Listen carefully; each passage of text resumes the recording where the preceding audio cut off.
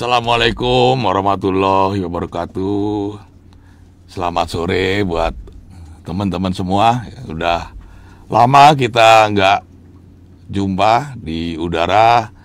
Mudah-mudahan semua dalam keadaan sehat walafiat ya. Hari ini, sore hari ini kita akan mengingatkan kembali kepada teman-teman yang mau ikut program rekalibrasi atau repatriasi pulang ya. Kita ketahui bahwa program repatriasi pulang ini suatu kesempatan bagi teman-teman yang sekarang ini bekerja di Malaysia tanpa memiliki izin kerja yang sah, maka kerajaan Malaysia memberikan kesempatan kepada teman-teman untuk kembali ke Indonesia dengan hanya membayar denda yang lebih murah ya, yaitu 500 ringgit ya, tanpa dikenai hukuman ya. Jadi kalau teman-teman ini katakanlah pergi ke immigration, mau ikut program repatriasi pulang ini tanpa ada hukuman dan nanti diberikan kemudahan untuk pulang dengan membayar denda 500 ringgit. Kalau nanti program ini sudah selesai, yaitu selesainya 31 Desember tahun ini, maka resikonya pertama, kemungkinan teman-teman menghadapi masalah hukum ya, karena setelah program repatriasi ini pihak Jabatan Imigrasi Malaysia akan melakukan operasi penegakan hukum ya, karena sudah diberi kesempatan pulang tetapi tidak pulang, maka akan diberikan atau dilakukan penegakan hukum. Itu resiko pertama. Resiko kedua, kalau nanti katakanlah mau pulang setelah tanggal 31 Desember 2024, maka dendanya akan jauh lebih mahal ya. Rata-rata itu sekitar 3.100 ya, tergantung berapa lama di sini itu kerja kosongan. Jadi bedanya jauh. Kalau sekarang ini hanya 500, nanti sampai 3.100. Tetapi yang lebih penting adalah sekarang ini bisa pulang dengan selamat tanpa ada resiko dilakukan atau ditahan oleh pihak imigrasi Malaysia. Jadi gunakanlah kesempatan ini dengan sebaik-baiknya. Saya mengingat waktunya tidak lama lagi, kira-kira tinggal 1 bulan. 1 bulan ini bukan waktu yang lama. Nah, bagaimana caranya ikut program repatriasi pulang? Pertama, bagi teman-teman yang belum memiliki dokumen perjalanan atau ya, seperti paspor ataupun SPLP yang masih berlaku, maka dapat mendaftar langsung ke Jabatan Imigrasi Malaysia. Ini melalui saluran online ya. Saluran online itu ada tautannya, yaitu sto.imi.gov.by. Itu yang merah tuh di bawah tuh ya.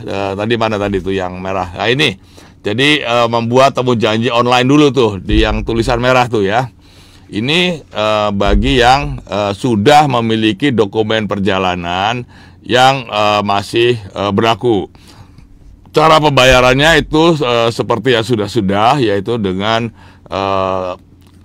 cashless atau non tunai. Itu bisa dengan kartu kredit, bisa dengan kartu debit, ataupun dengan Touch and Go e-wallet ya, yang e-wallet, yang aplikasi tuh, bukan yang kartu ya, yang e-wallet. Nah, tetapi bagi teman-teman yang sekarang ini belum memiliki dokumen perjalanan yaitu paspor ataupun SPLP yang masih berlaku, maka teman-teman harus membuat dokumen perjalanan dulu ya, membuat SPLP dulu ya.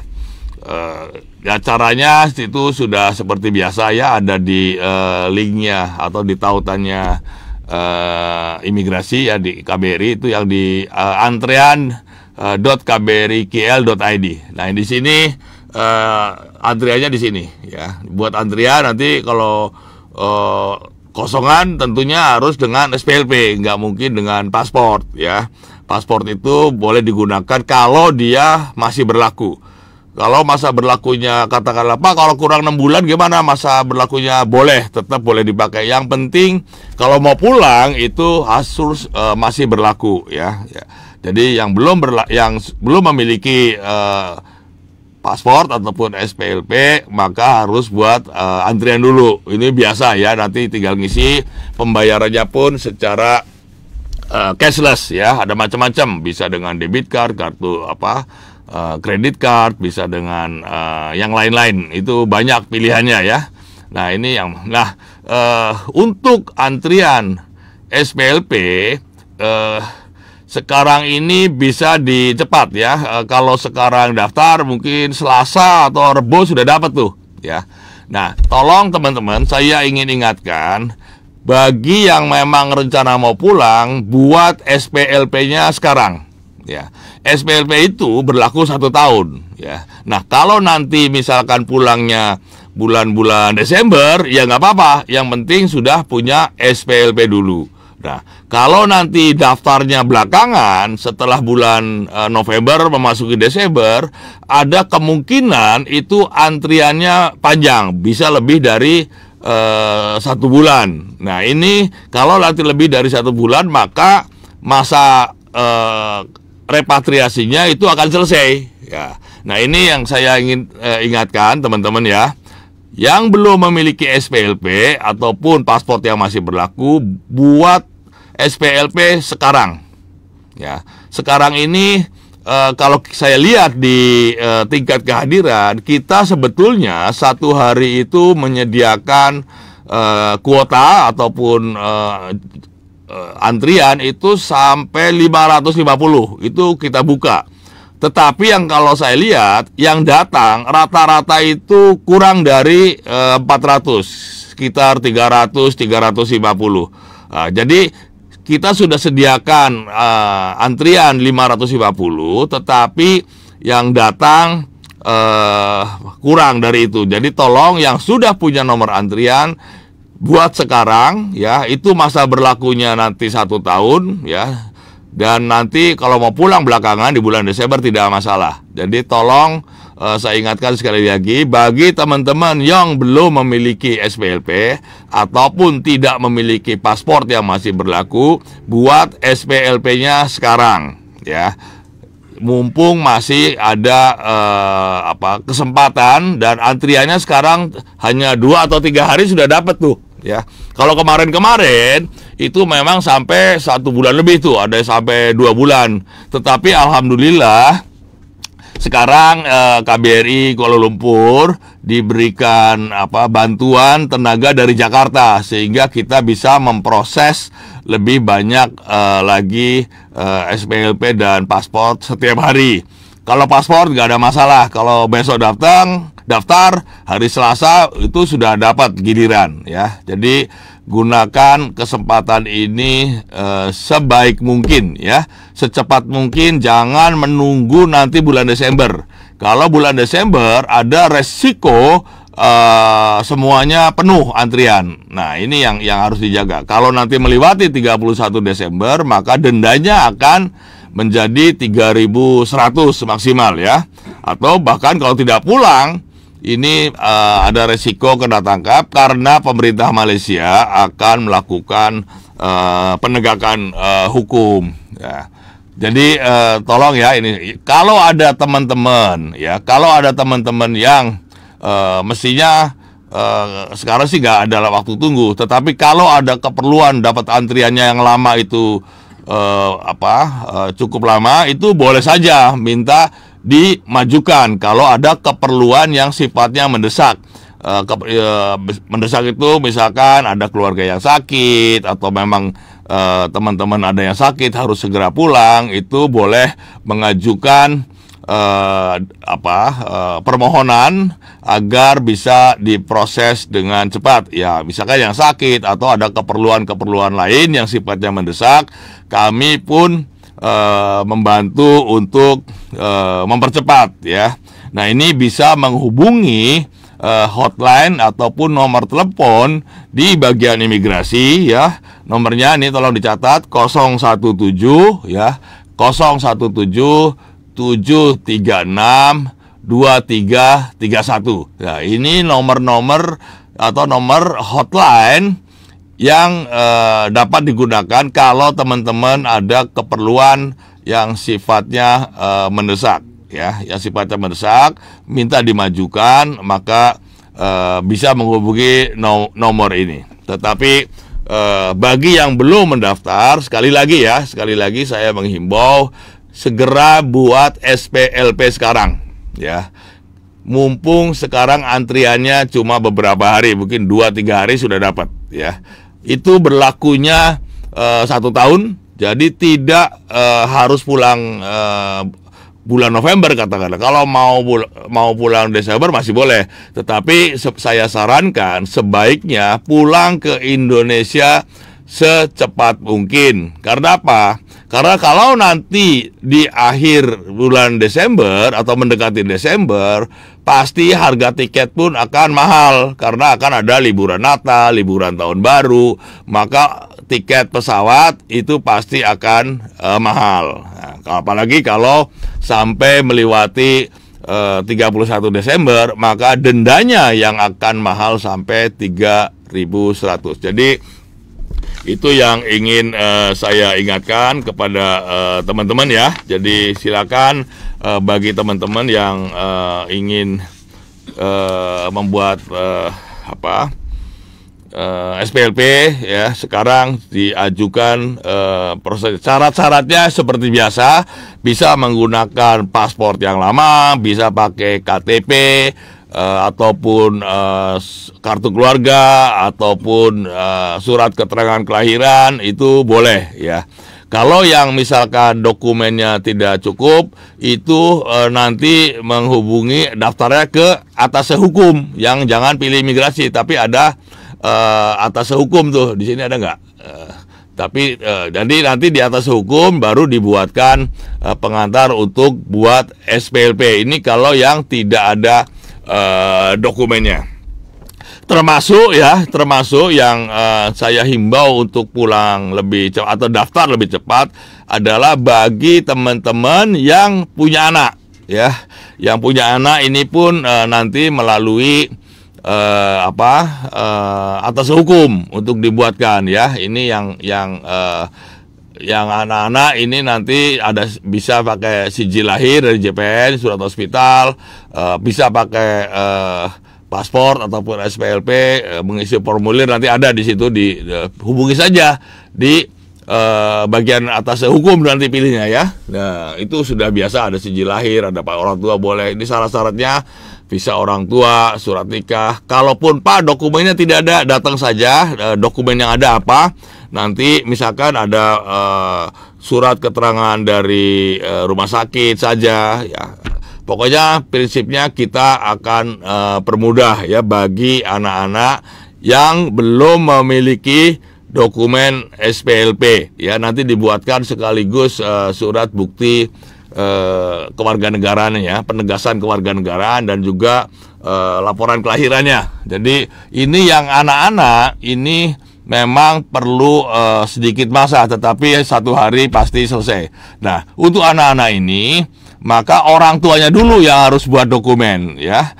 Orang tuanya dulu sudah punya SPLP, baru nanti urus dokumen anak-anaknya. Anak-anak pun juga perlu SPLP. Jangan sampai nanti mau bawa anak pulang, orang tuanya sudah punya, anaknya tidak ada paspor atau tidak ada SPLP, maka anaknya nggak bisa pulang. Jadi buat sekaligus untuk anaknya ya. Jadi ini penting saya ingatkan karena ada saja ya teman-teman kita yang punya anak ya, lalu anaknya mau dibawa pulang ya. Jadi sekaligus untuk anak-anaknya dibuatkan dokumen ya. Jadi itu tadi yang terpenting ya untuk teman-teman semua ya. Yang itu yang terkait dengan masalah program repatriasi ya. Jadi pertama saya ulangi lagi, bagi yang belum memiliki SPLP atau tidak memiliki paspor yang masih berlaku, segera buat SPLP dan nanti setelah itu daftar ke imigrasi. Termasuk bagi yang punya anak, anaknya pun perlu dibuatkan dokumen perjalanan ya. SPLP, anaknya harus punya SPLP ya. Anak-anak itu bayarnya lebih murah, 100 ringgit ya kalau anak-anak. Dia hanya bayar special pass ya. Jadi itu yang terpenting. Kemudian yang kedua yang ingin saya sampaikan juga, ini di luar repatriasi ya. Sekarang ini di Indonesia itu sedang dilakukan pengetatan bagi warga negara Indonesia yang akan bekerja ke luar negeri secara non prosedural atau secara ilegal lah gampangannya gitu ya.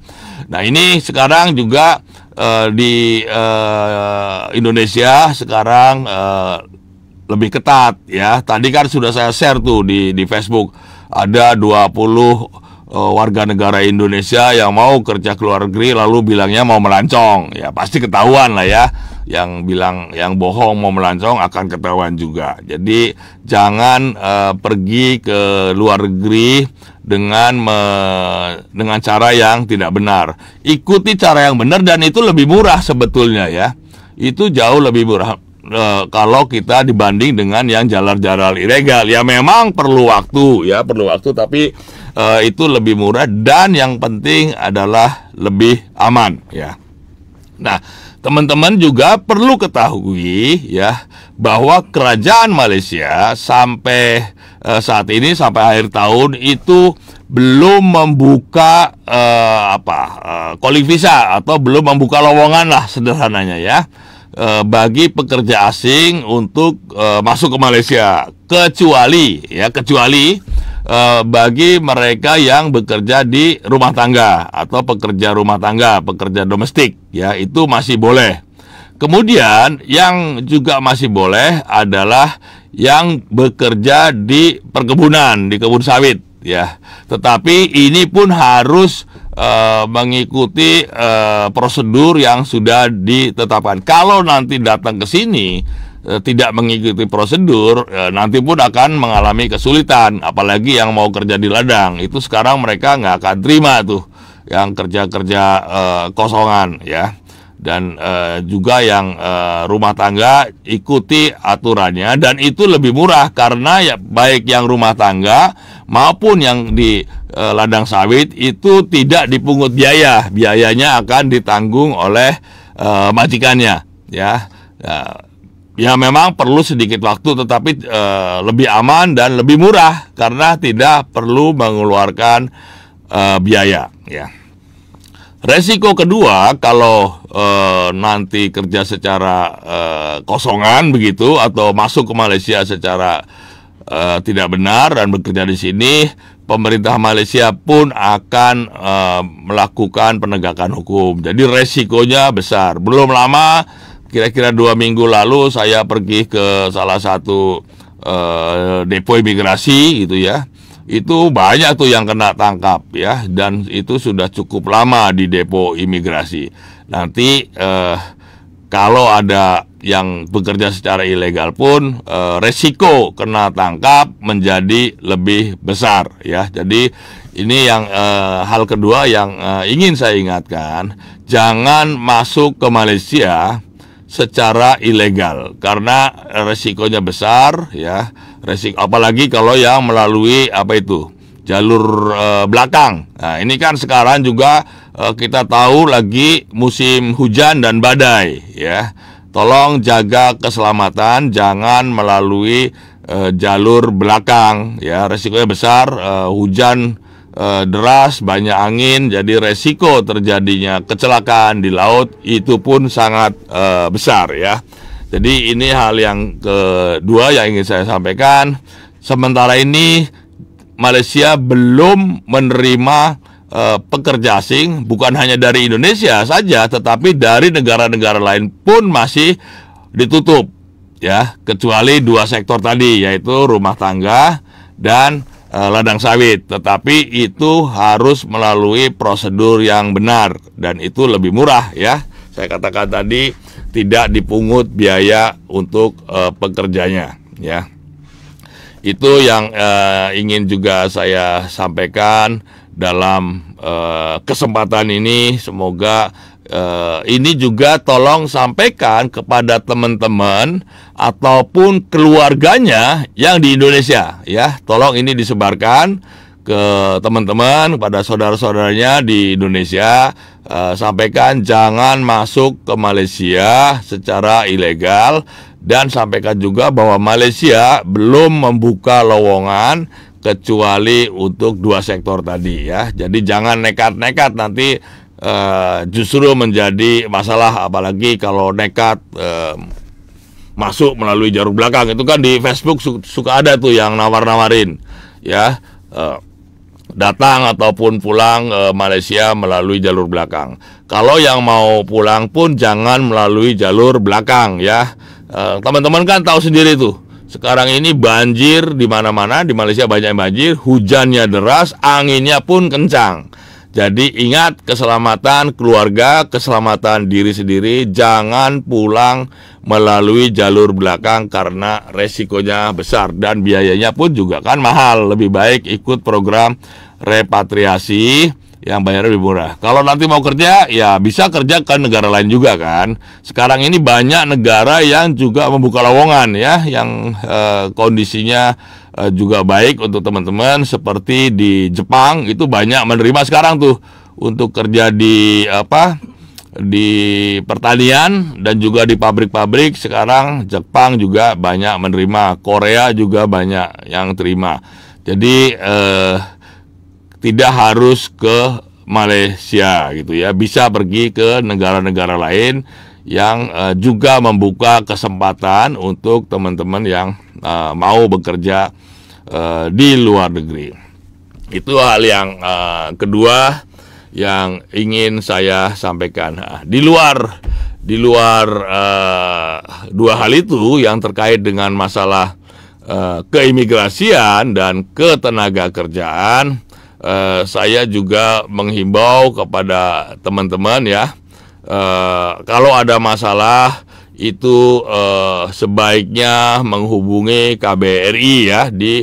Itu ada nomor-nomor hotline yang bisa dihubungi. Jangan mengikuti pendapat orang-orang yang tidak bertanggung jawab. Kalau mau lewat Facebook saya pun silahkan tanya di Facebook saya, boleh.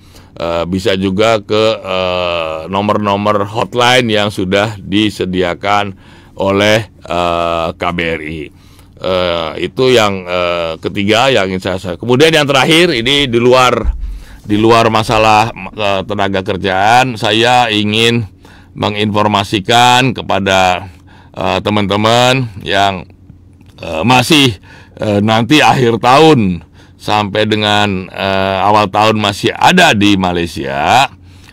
KBRI Kuala Lumpur ini akan mengadakan semacam pesta rakyat gitu, ya, Gebiar Indonesia tanggal 30 November sampai tanggal 1 Desember di TRX tuh, di gedung TRX yang baru tuh, yang di dekat KBRI tuh kan ada gedung yang baru tuh, mall yang baru di Jalan Tun Razak. Nanti di belakang situ kita akan mengadakan acara tahun baruan bersama-sama, ya, di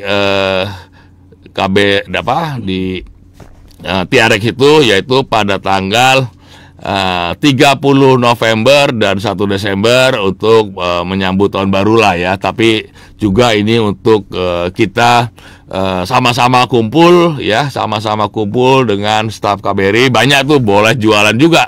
Yang mau jualan boleh, nanti daftar ke bagian ekonomi. Nanti juga banyak pertunjukan-pertunjukan, ada tari-tarian, ada nyanyi. Yang mau menyumbang pertunjukan pun boleh, nanti dihubungi bagian Pensosbud ya, Pensosbud atau di bagian ekonomi. Kalau teman-teman yang punya bakat bagus ya boleh tampil di situ. Itu acaranya 3 hari tuh.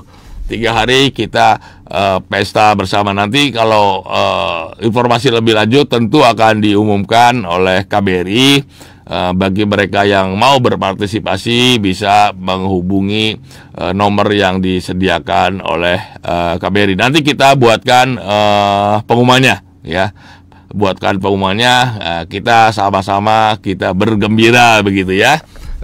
Menjelang pergantian tahun ya, dari 2024 sampai 2025. Saya kira itu yang ingin saya sampaikan ya. Mudah-mudahan teman-teman semua diberikan kesehatan ya, dan sekali lagi yang terpenting, masa repatriasi tinggal 1 bulan lagi ya. Gunakan kesempatan ini dengan sebaik-baiknya. Kalau ada masalah-masalah nanti bisa di DM ya, di DM di Facebook KBRI, di DM ada hal-hal yang kurang jelas silakan ditanyakan. Tapi saya kira sudah cukup jelas ya. Dan saya kira itu yang ingin saya sampaikan. Kalau ada pertanyaan nanti langsung saja di DM di Facebook. Nanti ada tim media sosial KBRI yang akan menjawab pertanyaan-pertanyaan dari teman-teman semua. Ada lagi nggak yang perlu disampaikan? Pengumuman? Kalau cukup ya. Saya kira itu saja ya teman-teman. Selamat berhari Minggu ya. Jaga kesehatan, jaga diri baik-baik ya. Mari kita sama-sama menjaga diri kita masing-masing dan juga menjaga nama baik bangsa Indonesia di Malaysia dengan cara bekerja sesuai dengan aturan yang sudah ditetapkan oleh kerajaan Malaysia. Jangan kita melakukan pelanggaran hukum di sini, karena itu merugikan diri sendiri dan juga itu merugikan citra bangsa Indonesia ya. Saya kira itu saja yang ingin saya sampaikan. Terima kasih atas perhatian teman-teman semua. Mari kita sama-sama menjaga diri, jaga kesehatan. Kalau ada apa-apa silakan hubungi KBRI atau juga bisa hubungi di Facebook saya pun boleh juga ya.